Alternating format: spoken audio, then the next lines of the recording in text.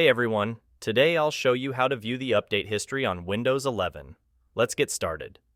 First, click on the Start menu and then select Settings.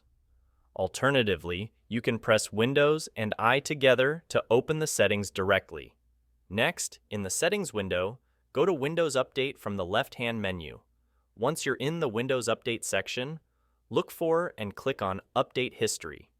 Here, you'll see a detailed list of all the updates installed on your system, organized into categories like Quality Updates, Regular System Updates, Driver, Updates, Updates for hardware drivers, Definition, Updates, Security Updates, usually for antivirus software, Other Updates, miscellaneous updates that don't fit into the above categories. To see more details about any update, simply click the drop-down arrow next to it.